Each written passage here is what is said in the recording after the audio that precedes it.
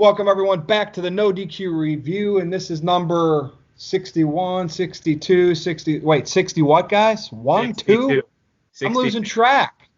I think the NoDQ Galaxy is losing track, too, but that's a good thing because we are on our way to 100 eventually. I am Virtue, being joined by the elite team of NoDQ. What's up, everybody? TJS, I'll start with you this time because I think I always start with Big G. Yeah. Or Aaron, maybe. I don't know. I can't remember. What's up? It's really hot outside here in Northeast Arkansas. It's like the heat index is like 110, so I'm staying inside. I had a Cheetos chicken sandwich today from KFC, so that was interesting. And wrestling's looking all right. We had pretty good shows this week, but we'll talk about it. Big G, what's up? Well, not much. Literally just got home from work about 10 minutes ago. I got a fresh new look going on here. The heat made me do it. No hoodie tonight, guys. Other than that, I'm doing good. Aaron, how you doing? I'm doing great. I'm looking forward to doing the video today and discussing all the topics. We had quite an interesting Raw and maybe a little less interesting of a SmackDown, but still some noteworthy stuff to discuss. So I say let's get right down to it, Virtue. All right, Aaron, let's start with, because when we did our video last week, it was before the announcement of Heyman and Bischoff. So let's talk about them to kick off this show. Now, I don't want to go into the direction of TV yet. That'll be our main event later. So just the general thoughts that you have of Heyman's promotion to the head creative of Raw and Bischoff's hiring to the head creative of SmackDown, and he's going to be talking with Fox executives on a weekly, daily basis. Big G, I'm going to start with you. What's your thoughts on this duo from Blast from the Past? Well, when I heard the news, I was like, okay, WWE stepping up their game, possibly because of AEW being a threat, or Vince had this planned out for a long time, and Heyman being on Raw, I find good, and Bischoff on SmackDown, I find good as well, and we'll see what happens. When I think Heyman already started this past Monday a little bit. He was in Guerrilla with Vince. And I think Bischoff isn't starting until after Extreme Rules, if my sources are correct. And, we'll see. I'm happy. Heyman and Bischoff, hopefully they bring something to the table. All right. I don't know if Bischoff's ever really going to start because, what does he really do? Which I will touch base with here in a few minutes. TJS, Paul did this before, right? He was a SmackDown writer back in the day. So, this is not new for him in the WWE bubble. Yeah. Yeah. TJS? Well, we know that Heyman he's a brilliant guy. His promos are great, and he seems to have quite the creative mind. And that's why I'm surprised that that he's on Raw and not SmackDown Live, since SmackDown's going to be on Fox. Take nothing away from Bischoff. I'm sure he knows what he's talking about too, but Heyman is the one that really caught my eye here. When I saw the headline on NoDQ.com, I thought it was like a fake, like a joke headline or something, because it said, breaking news, Eric Bischoff and Paul Heyman set to run WWE TV. I was like, is this real? And then I clicked it, and sure enough, that's where they were talking about how it hasn't, they confirmed it to Sports Illustrated, and then later on in the day, WWE announced it. So, really, really interesting. And you can't tell me that this is not in retaliation to AEW. I think that Vince knows that AEW has potential, and he's really trying to shake things up here. And I really wouldn't be surprised if these guys actually aren't doing anything, and what they're doing is planting it in our mind that they are doing it. So that way we'll be like, oh, it's better because Heyman and Bischoff are there. And then Vince is just laughing like, they're not doing anything, pal.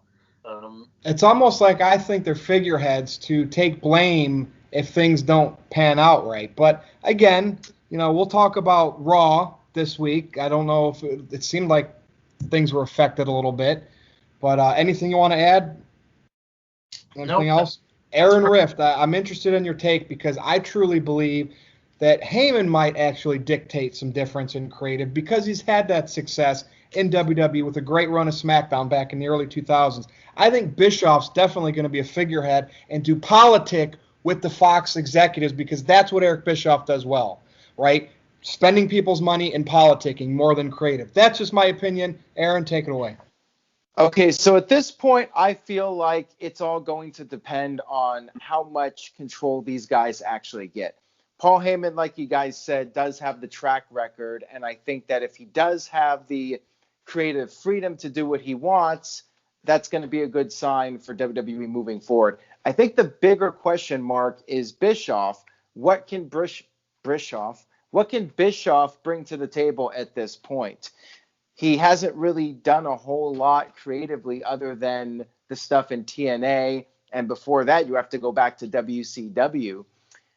And let's face it, the TNA stuff did not make a lot of money at the box office. TNA, many would say, went downhill when Eric Bischoff came in and started having a role.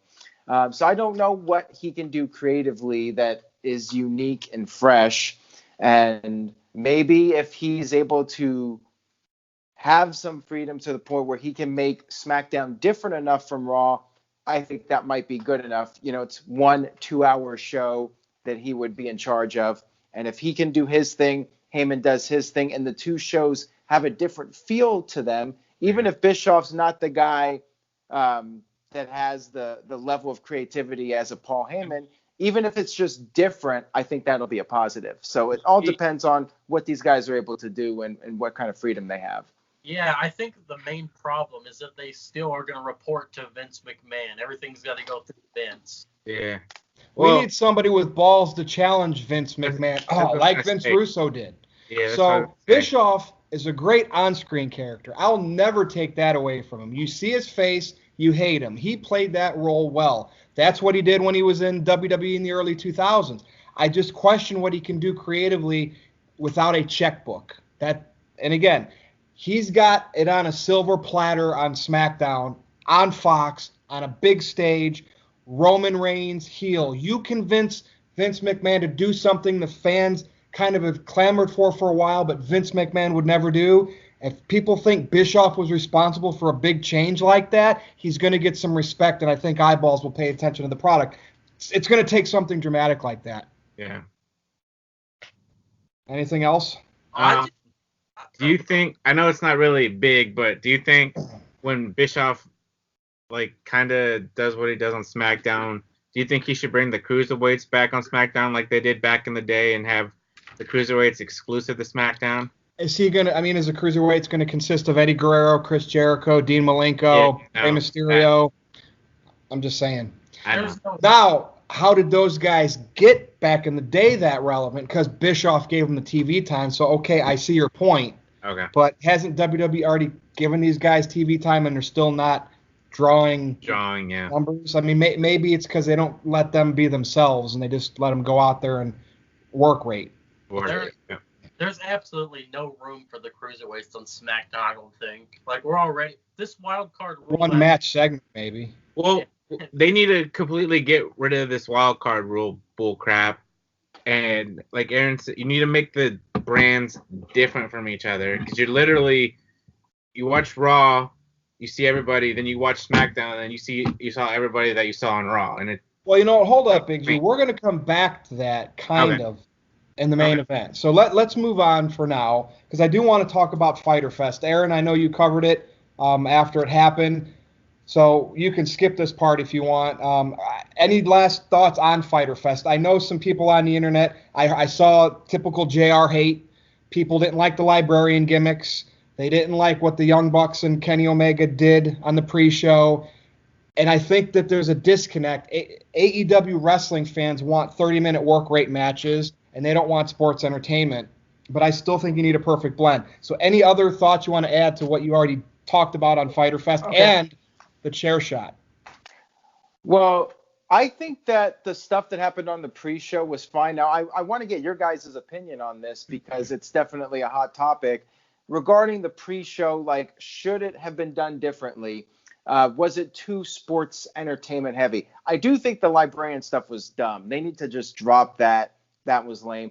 I did not have a problem with that hardcore match, but I know a lot of people did not like it. So was that the wrong first impression, considering the fact that you have people watching AEW perhaps for the first time at Fyter Fest, since it was free after all, and that's the first thing they see? A random person might tune in and see it and say, well, this is just a wannabe version of WWE, and then they tune out. So I guess my question to you guys is, do you think it was a mistake that they did all that sports entertainment stuff with the librarians and that hardcore match with what's his name, Naka something? See, I'll go first on this. First of all, it's a pre-show, so no.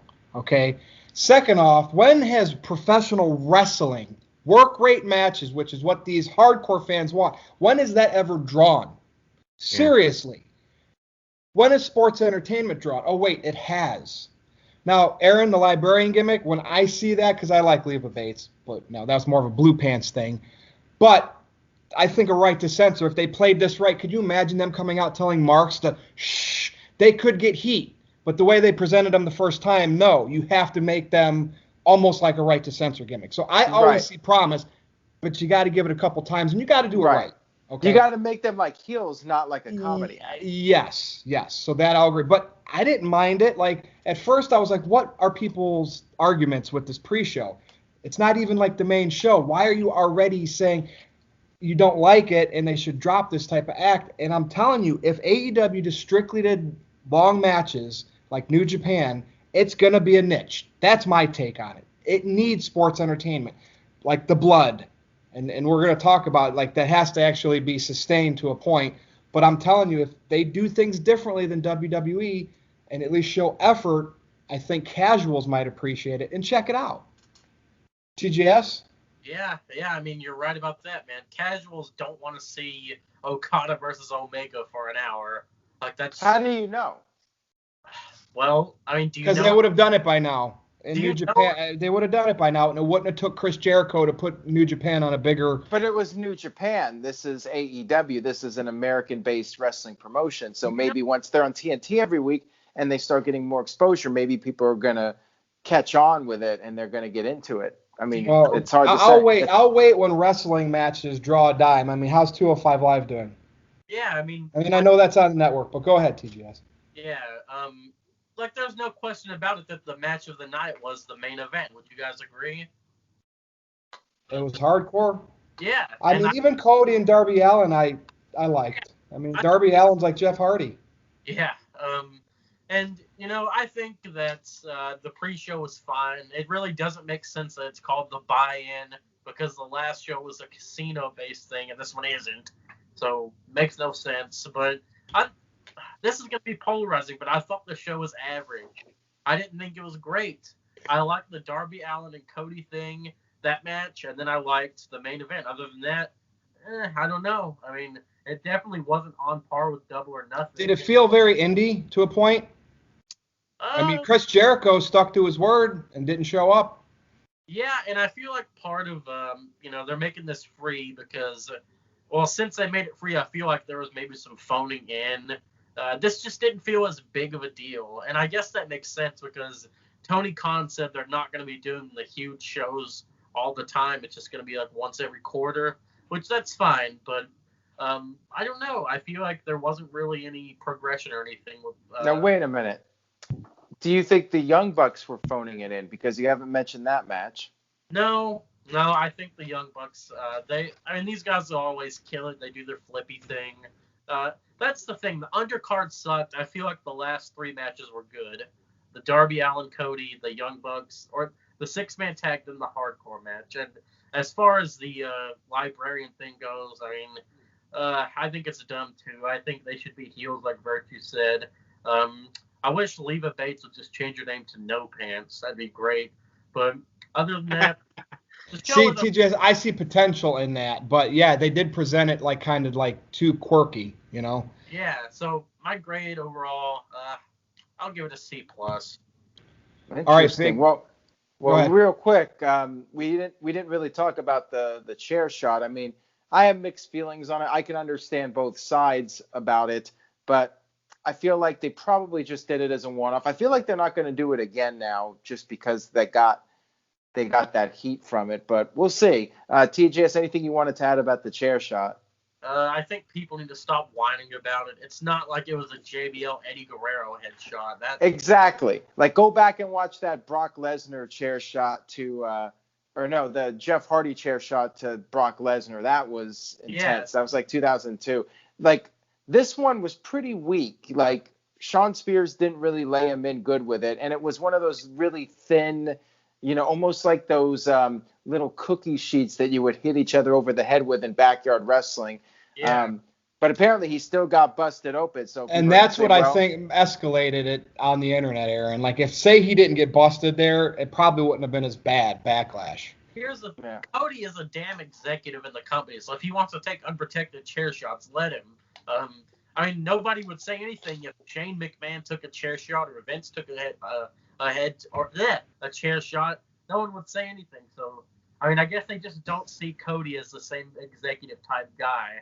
Because I guess he's not old, so I don't know. I don't have a problem with it, though. They shouldn't do it all the time. Make it a rare thing. Big G. It's not like it was Foley taking it shot after shot after shot from The Rock. Well, I'm going to be honest. I didn't watch Fyter Fest. I was busy during that weekend. So, well, I didn't watch it live either, but I caught what I needed to catch afterwards. I thought about it, but, I have other stuff that needs to be done besides watching AEW, so on to the next one. Damn. Well, I'm not even going to talk about it. So you saw the chair shot on the internet. Yeah, I mean, I saw that. So was it leave it to the pros and no the fan? Here's the problem. Fans that don't do this stuff were complaining. So I see the wrestlers like backlashing at them on Twitter, but I just wish the wrestlers would just be kayfabe and just ignore the fans. Who cares what they say? You've been a manager in the Indies. How did they do a protected chair shot? You don't. Like, they loosened some screws, so the swivel part of the chair was looser, right? And when you hit it with it, it recoils more. That's probably what they meant to do. But guess what? It caught the back of his head and cut it open. If he didn't get cut open, we probably wouldn't be having this discussion. And the internet, only some people would be bitching about it. Yeah. But it is what it is. And, like, there are some veterans in the business that did that stuff that probably have issues now with CT, etc. Now, when the new generation of wrestlers bicker with them, when they say don't do it, because we lived through it, don't turn out like us, I have a problem with that. You know what I mean? They should respect the previous generation. Now, because they lived it. Yeah. I had a question. So, I mean, have you spoken to Big Vito at all about that chair shot? He thinks it was absolutely nuts. So his stance is, with that lawsuit he has that's in appeals against WWE, that they shouldn't do that at all. No wrestler. They did it in wrestling, and people have paid the price. So Vito says it was dumb. But this is coming from a guy that suffers CT. I mean, CT concussions, yeah. I thought the thumbtacks and the barbed wire were worse than that, honestly. Like, I'd rather hit me in the head with a chair before you dump me on some damn tacks. That's what I'm saying. I would love to be thrown onto some thumbtacks. I just want to feel that excruciating pain. And what's weird, and this will turn into our main event, like AEW is trying to be edgy. They are trying to be rated R, right? Not PG. And so our main event, we will talk, and Aaron brought this up, about is WWE being reactionary to this. But before we get to that, and based on Fyter Fest, it was what it was. I saw a bunch of indie people wrestling with Cody sprinkled in there, the Young Bucks, Omega. But, we'll see. It wasn't horrible by any means. I don't think it was like an awful show. But compared to what we've seen from AEW in the original All In, it was not up to par. But does it have to be? They have to condition the fans. Not every show is going to be this great all-time classic show. Yeah. Look at WWE. We've grown to hate a lot of their shows because they do so many. So that's my thoughts, Fyter Fest. What's the next free one called? Fight for the Fallen. Fight for the Fallen. So we'll see if they address some issues. Here's an interesting one. Twitter. We've seen so many wrestlers go to Twitter, right? Breaking kayfabe, this and that. Will Ospreay and Seth Rollins were beefing it up, which in today's age, internet fans love that stuff. And they could be private messaging each other. Hey, this is awesome. They're biting hook, line, and sinker. It could be real beef. I don't know. So I enjoyed it, and then all of a sudden, Seth Rollins apologized publicly, and Will Ospreay's like, to me, it's like that's ridiculous, and this is why I wish wrestlers weren't on Twitter.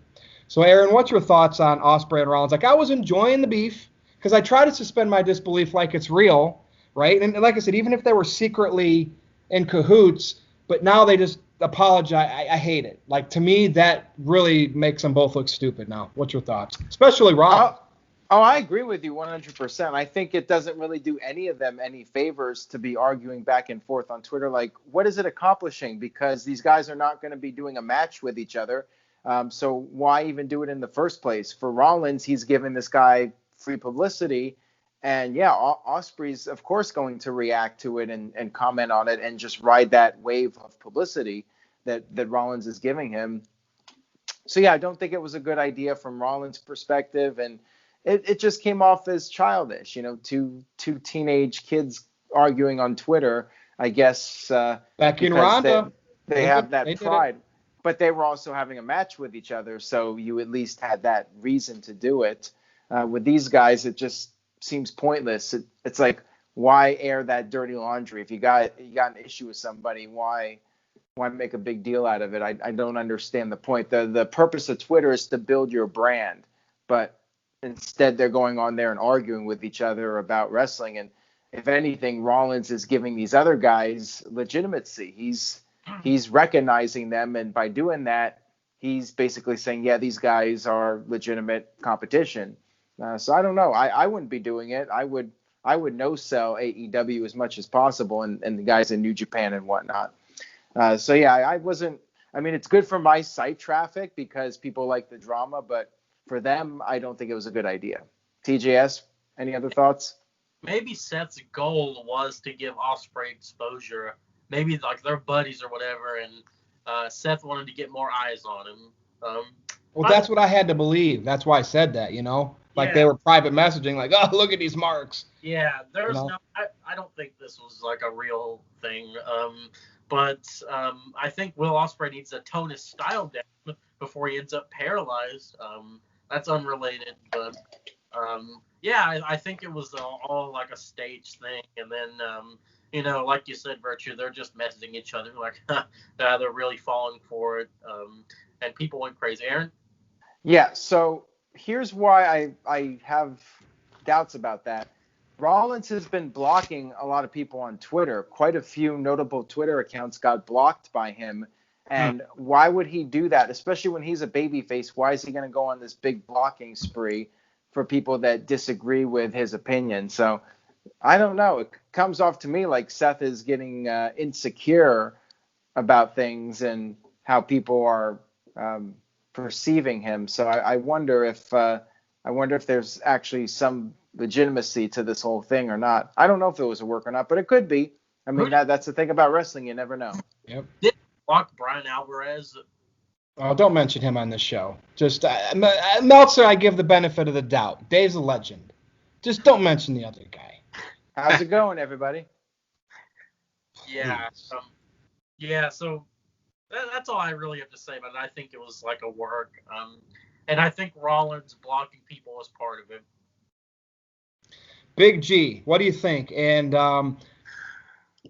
I think the thing that Seth said, which prompted him to do the apology, or maybe WWE officials, when he said the bank account, and it was really he really then started making his online persona look like a heel, but he's currently a babyface Universal Champion. Yeah. Yes. Real quick before you give your thoughts, Big G. Yeah, that's a good comment to bring up also if he's supposed to be a babyface. Virtue, little trivia thing for you here. Who was the first person that Brian Alvarez ever interviewed for Figure 4 Weekly? Your father. There you go. So, but I mean, great for your father, but like I would have wanted somebody else to interview me. But anyway. Okay, go ahead. Yeah, no shame on your father. Absolutely. I'm just, I don't have to like a guy. Maybe I would love to manage a wrestler against Alvarez at an indie show. Maybe that's all I'm asking for here. There you go. Well, I read what they were doing back and forth on Twitter, and like Aaron said, it was childish. And I felt like two high school kids going back and forth. And now, social media is the thing that, is where to do it now. People don't do it face to face anymore. They go on social media. Well, you did this, you did that. Well, and then they respond back and forth. It could be work. It could have been real. And I think Ospreay even said that, he was a fan of Rollins ever since he was known as Tyler Black. So I guess maybe there was legit heat or beef in the beginning, and then it just kind of died down. And, with Rollins blocking people, maybe it's not Rollins, maybe it's Becky, and she doesn't like the people that's following him. So we Becky's know got control of his phone and the Twitter. We know who wears the pants in that relationship. Wow. We did talk about that last week. So if you want to hear us talk about Becky and Seth, go back to NoDQ Review 61 and give it a listen, everybody. I'm sure you already did. All right, let's move on. Big G, I'm going to start with you on this topic because I think this one's really near and dear to your heart. How much wrestling do we really watch each week? Now, I know if Noah Foster was on this, he would crush us all. 15, 20. But I want to kind of see, I kind of have an idea, but let's all talk about it. Like for me, I watch Raw and SmackDown. Now, do I watch the full 5 hours? I'm on my phone tweeting. I'm playing Nintendo Switch or whatever handheld system I'm playing. I can't say I watch the full 5 hours. I don't really watch NXT until we get closer to TakeOver, and I don't really watch any other wrestling until a pay-per-view. It's mostly WWE. So let's just say 5 hours a week is my average, okay? Okay. And I think that's still a lot, but I'm just curious. Big G, what's yours? Because you watch NXT also. Well, so roughly, I watch Raw and SmackDown. Surprisingly, what's a good amount? What's a good number where you're not too hardcore? Like about 7 hours. 7. Remember that, Noah. So Raw I watch, but I'm on my phone too. On the group message and Twitter and whatnot. Surprisingly enough, I didn't watch SmackDown last night. There was nothing interesting about it, so I ended up watching Stranger Things. But anyways, I do watch NXT and NXT UK, and those are about an hour show. Now, see, I don't watch what you can read spoilers on. I don't watch tape stuff that often. That's why I'm guilty of not watching NXT. I'm very good with not reading spoilers. I can't help it. I need to see. I like when I see Aaron posted on NoDQ.com or it's on when I'm scrolling through Facebook and I see spoilers, I'm like, no, I'm not looking at it. I want to be surprised. I want to see what happens on NXT, and that's what keeps me intrigued. Now, I don't know how somebody can literally. This is not a dig at Noah Foster or anybody, but I don't know how somebody can literally watch wrestling Monday through Friday and not watch anything else. There's so much other stuff out there in TV. Well, they might. Wow. Noah probably watches a lot of stuff. But here's the thing, to quote Jeff Meacham. So for some people, wrestling is their cup of tea. Noah Foster tried watching Breaking Bad. He couldn't get into it. It wasn't his cup of tea, so he watches wrestling. Oh, TJS is mad now. But there's a lot of fans like Noah that literally watch anything they possibly can. I don't know if they watch Impact, but I mean as much as they possibly can. So would you say you watch 7 hours a week then, Big G? Yeah, 7 hours. I mean, we're talking 5, 7. Yeah. That's a lot. Yeah. Aaron Rift? I mean, you do it for work, so it's going to be a little different, but go ahead. I watch what's important, what I feel I need to watch in order to effectively do my job. So obviously you're like Virtue. You watch NXT when the pay-per-views come up. I mean, I'll watch that. And again, if NXT was live every week, maybe I would consider watching it more often. I mean, that's a very good point right there. Don't really watch the UK stuff. I did watch the one pay-per-view. And I do occasionally watch Impact clips on YouTube just to kind of keep up on it. And once AEW starts, I'll obviously watch the AEW show. So that'll bump me up to a mandatory 7 weeks a week. That's going to be fun. But yeah, I try to just watch what I feel I need to watch. If something's important, I watch. So NXT, I don't watch the weekly, right? Yeah. Big G. But when the takeovers come, I've been to takeover events, I think like 3 now, and I watch the takeover pay-per-views, and I find it more enjoyable by not watching TV and getting overexposed to everything like Raw and SmackDown do. And I find the big events enjoyable because I'm not watching it all the time. So that's just a good trick, I think. TJS, what about you? Well, I think what's good about the weekly NXT is that there's always someone different on there, like every week. they try to rotate the guys in and out. Yeah. So I watch Raw, SmackDown, and then I watch NXT. But I do the NXT weekly like every 2 weeks or so. I never watch it live because What are they? An hour? Yeah, roughly an hour. Yeah, I do 6 hours. I don't give a damn about NXT UK. I'm sorry. Let me just say real quick. I mean, I don't watch right now. Go. I don't watch. Did you hear what he just said? What? Yeah, he doesn't watch NXT UK, and He said he didn't give a damn. That's okay. Everybody's entitled to their own opinion. When NXT and NXT UK come on, I don't watch it that Wednesday. I'm not gonna wait around till 3:00 Eastern to watch NXT UK and NXT at 8:00. I usually wait till like the day after, like 2 days after, and I like kind of binge watch them both together. Yeah, I'm sorry, but I just can't get into NXT UK. I don't know.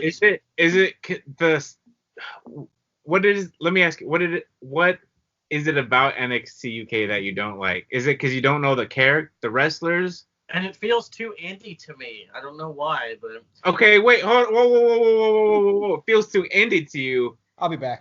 You're watching AEW. Isn't that an indie promotion too?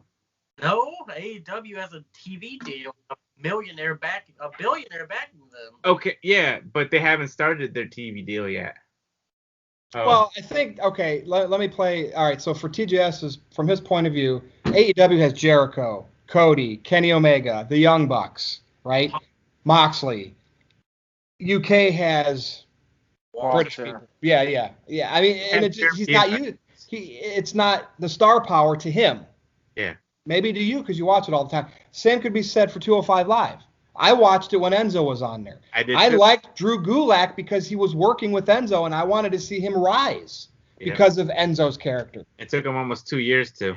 Yeah, and I know I keep sounding like a broken record to the 205 Live fans when I say that. I didn't literally just watch 205 Live for Enzo. I liked how the other guys were getting the rub by working with Enzo, and I wanted to see Gulak rise. Yeah, and I liked Neville and also Austin Aries when they were there. Like once you had those guys leave, the guys that had the star power.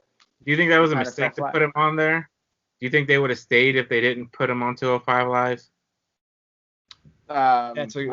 Who knows? And there's definitely guys you could put on NXT or from NXT to 205 Live. But then people would say, oh, that guy's getting buried, and that guy would be unhappy with his spot. But, I think Austin Aries and Neville and Enzo definitely helped the brand and make it relevant. But we've talked about this numerous times.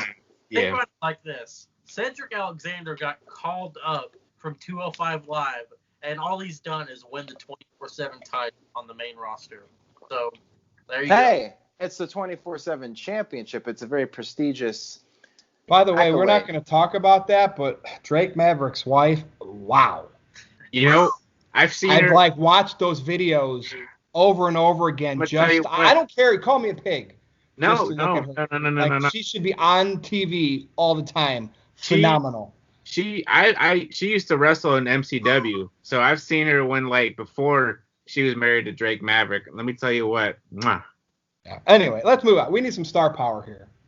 What is the women's division since WrestleMania missing? I feel on both shows. I don't even see Charlotte hardly. Bayley's a champ. Becky's a champ. We see this rinse and repeat over and over and over again with Lacey. And I think WWE's women's division desperately needs Ronda Rousey back. Let's face it. We know how the Four Horsewomen came through NXT, did all their stuff there, and there was a movement for women's wrestling, right? But it really didn't take off until Ronda Rousey got signed. Let's go back and look at it, right? I don't even need to prove it. It's there. TJS, I think they desperately need Ronda back, and they should be contacting her, giving her more money, saying, come back now. That's my opinion. It's been bad without her.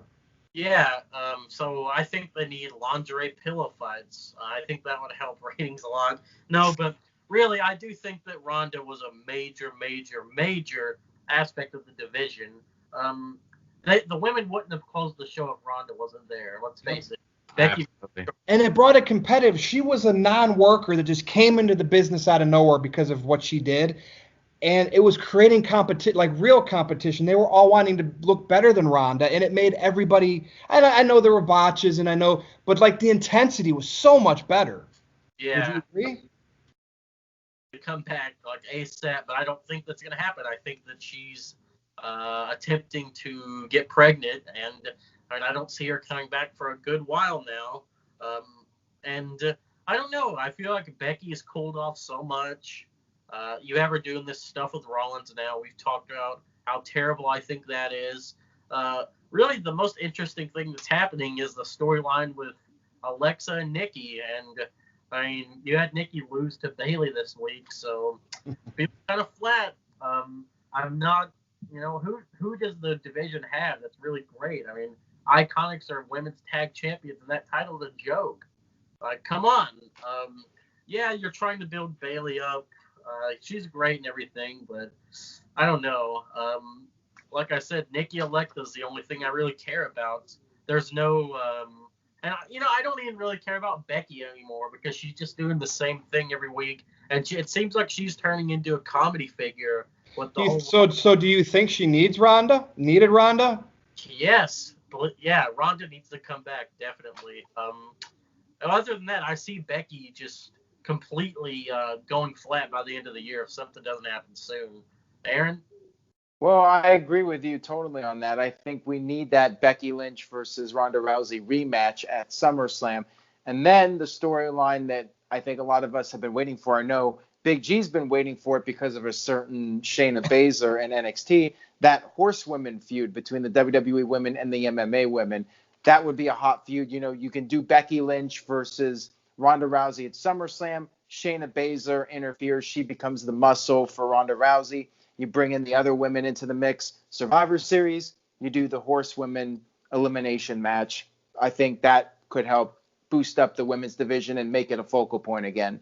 So, yeah, I'm hoping that's the case here because Ronda published that video on YouTube. I'm not sure if you guys saw it or not, but she did that video in a little bit of a tease saying she misses wrestling, and Devon Dudley even made a cameo in it.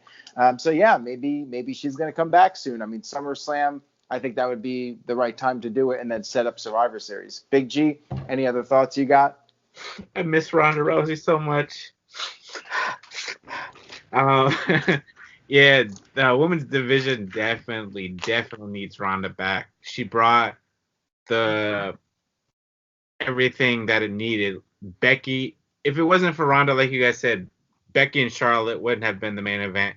It would have been Rollins and Lesnar. And Becky and Charlotte probably would have opened up WrestleMania. You don't think it should have been Kofi and Bryan? Maybe. Anyways, yeah. If Ronda does come back, it should be SummerSlam, like Aaron said. I mean, I've been thinking it, set up the 4 horsewomen of MMA versus WWE. But you gotta also think, where's Charlotte been the past couple weeks? Sasha, she hasn't been seen since WrestleMania, and they just offered her like some big money this past weekend, if I'm not mistaken. Big G, like I know rehashing is not the coolest thing to ever do. Why don't, for the first time in history, Bischoff comes back and he makes an all women's NWO? How about that? Huh. There you go. That'd be interesting. Why not? That'd be interesting. Maybe because would that draw some like old school fans back just to check it out, like NWO? That's really interesting. Like they could have like the pink all women instead of the white, pink and black. Pink and black. I'm just throwing ideas to the wall. Something's got to. Why not? And have Ronda as the leader, and then like Aaron said, have Shayna as the muscle, have Duke and Shafir come up from NXT. They can join the female NWO. Women's order. And you know what? They can win. They can win the tag team titles and actually make those titles mean something again. Order. There you go. I like that. I'm gonna have to make something like that later. I'm gonna do something. Anyways, the women's tag team titles, that's just gone to complete crap ever since the Iconics won it too. They should have kept it on Bayley and Sasha, made it more credible, and then eventually lose it to Asuka and Kairi Sane. Because yes, you need Ronda, Rousey, the baddest women on the planet. Well, You like congratulations, guys. What's that? Congratulations on coming up. We all came up with an idea here that is better than anything I think WWE could put together for the rest of the year. Somebody's gonna have to stooge this off to them. Let's go to the main event, right? And Aaron, you brought this up. WWE Order. Okay, PG product. I would even go as far to say it's a G product, right? Like some cartoons that used to go to the movie theater were rated G, which is like less than PG. Aaron, I'm going to start with you. Do you think WWE is being reactionary to the edginess of AEW? And now all of a sudden, Heyman, Bischoff, Attitude Era guys, all of a sudden we see things like Corey Graves saying holy, poop, and just other things. Take it away, Aaron. Is it time for WWE to start pushing to PG-13, TV-14, whatever? Well, I think that there are a number of factors. I don't think it's any one reason. I think AEW is definitely a factor. AEW was pushing the envelope. But then again, TNA was doing some edgy stuff over the years, and WWE never really acknowledged TNA's existence. But with AEW, they got some real momentum here, so I think that's definitely a concern. And another thing is that WWE's ratings have been pretty much at an all-time low, and I think that they're really feeling like they got to do something. They don't want to lose their market share to AEW. So if AEW is trying to do something different, like push the envelope, then WWE feels they need to keep up with the times. And as we've talked about before, like the best thing for wrestling, best thing for WWE is AEW to succeed, because it's going to make WWE change. They're going to have to adapt with the times. They're going to have to make changes, because for so long they were just coasting along, doing what they feel comfortable doing. Now AEW is starting to become a threat. Their ratings, WWE's ratings, are at a record low at this point. So they got to shake things up, and they got to really do something now, and not just give people a false hope, like with the whole "We Are the Authority" thing from December. Time out. Did you just pick your nose on camera and look at it? That is no, Big G. There you go, people. I want that screenshot at TJS. Continue, Aaron. I had to call it out. Well, I'm totally thrown off now. He just did the old. Was that a commentary on my discussion here? No. But you were talking about the rate, getting edgier and different reasons why they're getting edgier, like the lowest ratings of all time, AEW. Yeah. Well, I've said my piece. So TJS, I know you've been waiting to chime in on this, so go ahead. Yeah. WWE's not going to be TV-14. I'm sorry, but they're just not. They're doing something with the kids during commercial breaks where they ask, like, they do these little quizzes during the commercial breaks with the kids. Like, they're not about to make it PG-13 or whatever. Because the parents, I mean, they look at it like, whatever the kid's watching, it's like, oh, that's rated PG. Okay, fine, you can watch it. But PG-13, TV-14, they're like, yeah, I just don't see that happening. I see them pushing the envelope, like Aaron said. I was very surprised when Corey Graves said, he dropped that S-bomb. That really shocked me, because I don't remember the last time that was uncensored on WWE TV. The last time I can think of that being said was the Brock Lesnar Heath Slater thing, and then John Cena called The Rock Kung Pao Chicken. Well, the crowd does it all the time during big spots. Yeah, right. But I mean, they even have the 7-second delay, so I'm shocked that they didn't censor this. So yeah, and you had Kofi flipping off Samoa Joe, and that wasn't censored. Really, some leeway here. It's interesting, but I think that this has happened before. We had the Alexa Bliss topless thing, and then the Mandy Rose lingerie thing. We all speculated that it was about to go to PG-13, TV-14, and never did. I feel like that's just one of those cases. They're gonna get people talking like, oh, are they gonna do something? And then next week we'll have the New Day throwing their pancakes, and you know how it is. Whatever. It would be great if they went more edgier direction and did become TV-14 or whatever, I just want more profanity or something. Not to where it's like an unprofessional level, but just, make it seem more realistic with like the swearing and Well, stuff. like an unprofessional level, like Pillman in ECW, that was excellent. And I will argue till the end of time that that was the greatest promo in wrestling history. Yeah. And look back to the AJ Styles Samoa Joe thing a couple months back, where Samoa Joe was at AJ Styles' house, and AJ was like, "Oh, stop that, Joe! Don't do that! Do not do that!" That's not what anybody would say. That's not what a human would say. No. Well, you know what? Maybe real quick before Big G says his piece, maybe we could see like EC3 do like a wardrobe malfunction, and that's how we could push the envelope. How about that? Oh, jeez. I don't know. I don't know if I could handle that one. That would be funny. Big G, do you or your booger have anything to say on this? No, my booger has nothing to say, but I would, enjoy WWE going back to TV-14. They don't have to do all the hardcore matches and blood and whatnot. They can make, the segments not reality TV, but, relatable to life. Like, Maria Kanellis doing the whole, I'm pregnant thing. And even though she's legitimately pregnant, but and this Strowman and Lashley going through the LED board, we hadn't seen something like that in a while. So that was interesting. And SmackDown, you had Kofi flipping off Samoa Joe. So, I mean, they're doing bits and pieces here and there, but I'm sure eventually down the road they want to get their teen demographic back and see what happens.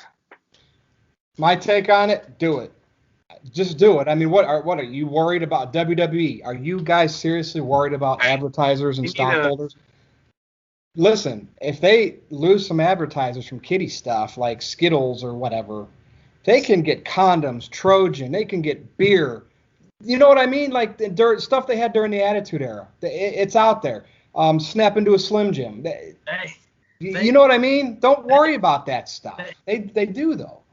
They had Skittles back when Jim Ross was still in commentary, because I remember he's like, fruity, oh, they're delicious, they're Skittles. Dude, they dropped Skittles once because it was making they were leading that into something with Austin, and they're like, somebody said that we can't have Skittles as our sponsor anymore because it's making Austin look weak. They thought about that stuff back then, and they would go to the next company that would give them money to get a spot. I think Snickers is their big one right now. They've been sponsoring a lot of like WrestleMania stuff. Yeah. I think Fox wants them to do a little bit more edgier stuff too, because it doesn't look like Fox is doesn't like what they're seeing right now. So. And like the network, to me, there should be a section on the network like rated R. Even if you have to check in and verify like differently than when you log in the network, there's a second set of security like any internet site would have. Yeah. Like I'd like to see Russell, but then it would leak on the internet though, and that's probably not what they want. But I mean, look at cable though. Regular cable TV shows say more swear words now than ever before. Show more, not full nudity, but show more body than ever before. Yep. And WWE's trying to be PG for the last decade. It's time to finally change it back to maybe not how they used to be all the way, but give us something. Give us the Alexa Bliss Nikki thing. Make that like Trish and Mickey James was. Give like the Maria and Becky thing. Give us that impregnation video or something. Sonya and Mandy French kissing in the middle of the ring. Just do it. Just do it. Yeah. It's acting. Women kiss on camera all the time. Yeah. So anyway, what's your thoughts, NoDQ Galaxy? Do you want to see WWE? Probably yes. Get more edgy and hopefully make this actually seem like a war like we used to have back in the day. I would like all the new generation of wrestling fans to experience something like Aaron Rift and I experienced back in the day with ECW, WCW, and WWF. Wow. I really hope that would happen for this generation because unless you lived it, you can go back and read and watch it. It ain't the same. So I hope we get in that era again so this generation of fans can experience kind of what Aaron and I did. You mean the generation that's going to watch this video and then complain that you guys are being pigs and objectifying women and whatnot? I don't care about those people. Those are a few people. Whatever. Make wrestling cool again. Yeah, but yet, you know, TV and cable is full of stuff like that. But they want to pick and choose their battles. Yeah, no snowflakes melt in this 90-degree weather. Okay, that's all I got. That's all I got. I love this show. Good topic, Aaron, for a main event there. Big G, start with your plug. Yes, NoDQ.com/Big G takes it to my Twitter page. NoDQ_Big G on Instagram. Jeff Hilt on Facebook. NoDQ.com/shirts. Everybody's got shirts. There's still a sale going on, right, Aaron? At this time, 20% off everything. And then I think 20% free shipping over $150 worth of product. So go check it out. Unfortunately, they Pro Wrestling Tees didn't want to put up Virtue's new shirt, so they can go. Beep. Here's an idea. So if kayfabe, I think they want more original artwork. I don't know. If kayfabe can, yes, don't draw one for me. You know how you did the one for TJS, the toilet? Do one with Big G picking his nose. Maybe that. If I don't get a new shirt, but maybe we'll take one of Big G's shirts down. It's not selling, both of them, and put that one up with picking the nose. No, I'm serious though. I think you'll be onto something. I think you might sell some. TJS? Honestly, I don't think anyone has bought a TJS shirt. No one. And I have 2 of them up. Like, my mom hasn't even bought one. But anyway, well, you got to push it harder. Yeah. Anyway, NoDQ.com/TJS takes you to my Facebook page. Instagram, Twitter @NoDQ_TJS. PlayStation Network, Tyler Joseph Smith. Also, guys, tell Aaron to release the NoDQ.com polos. Me and Jeff Meacham both want them. So just we need demand, okay? So yeah, that'll do it for me, Aaron. Well, maybe we'll have to find a website that does that, and then we can also get some new NoDQ t-shirts on that said site. So time will tell what happens with that. But in the meantime, go get your NoDQ shirts 20% off NoDQ.com/shirts. And stay tuned to NoDQ.com for the very latest regarding Fight for the Fallen and Extreme Rules, which are going to be back-to-back nights. That's going to be quite the busy weekend. I believe it's the 13th and 14th. Going to be crazy stuff, guys. We'll see which show can be the better one. Showing on the network. Yeah, that too. Got a lot to talk about. All right, Virtue, let's wrap it up. Oh, no. Well, thank you guys for watching the NoDQ review. On behalf of Virtue, I hope you guys enjoyed. Leave a comment, subscribe, tell a friend. We'll see y'all next time. Oh, wait, he's back. We're having a severe thunderstorm here in Northeast Ohio, so I made it back. I mean, it's bad out there. I think we might even have a tornado right now. Jeez, dude. Take cover. I just heard my garbage can, hit up against my house. Did everybody do their plugs? Yes. Still recording? No, yeah, it is. Well, then follow me on Twitter @NoDQ_Virtue. That's all we have for this week. So, Aaron, if you want to splice that in there, we'll see everybody next week.